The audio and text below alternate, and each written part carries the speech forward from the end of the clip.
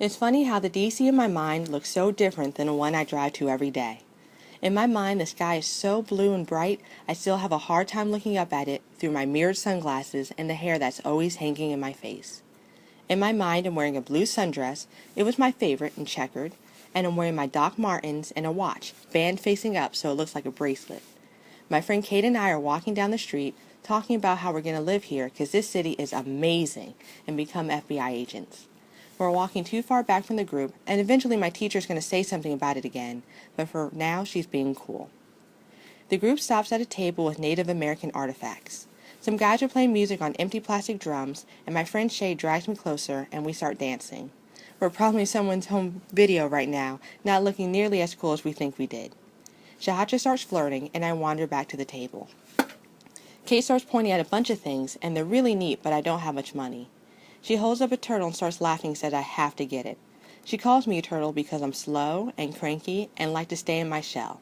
Well, she says it nicer than that, but still. I say I don't have the money for it, and she buys it for me. And a flute I have my eye on, and am pretending not to. We keep walking, and that's all I remember. It's so funny, but I can't remember what month or even what year it was, where we were going, or where we just come from. However, I know we're near the Smithsonian, and I can go to that spot easily. I've been to it hundreds of times since then, showing my family the area, or just on a day trip with my daughter. We never did end up in the FBI, but I do work in the best city ever. I would have never imagined I'd be in D.C. after my college years, but here I am. And the little turtle somehow managed to survive Kate moving to Boston sophomore year in high school, a small mental freakout senior year, a trip to Philadelphia, then 4 weeks with the worst roommates ever before I moved to another dorm.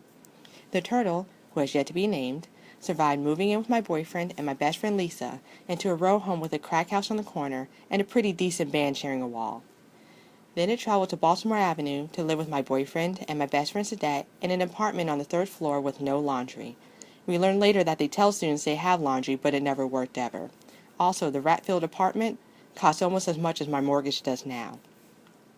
After some small in-city moves here and there, it was shipped to Arkansas, my boyfriend's house where we lived for a bit, then bundled up for a move to Charlotte, East Point, Georgia, Decatur, and Atlanta. He's my husband now. And then finally made it to Virginia, where it basks in the sun and managed to survive a cat and a toddler for a while. That turtle is tough. I never keep a lot of things, and yet this small turtle has been in my box of possessions for more than 15 years. It survived my sudden cleaning spurts when I just want everything gone. It stayed in a small box, sometimes forgotten but always urgently recalled when we needed to move yet again. Is it because it's so small that it's easy to keep? Is it because its wobbling head makes me laugh the few times I glance over at it?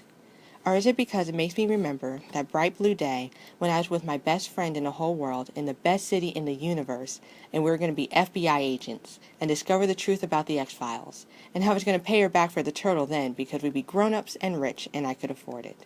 Which reminds me, I still owe Kate money for this turtle. I wonder if she even remembers how much it cost.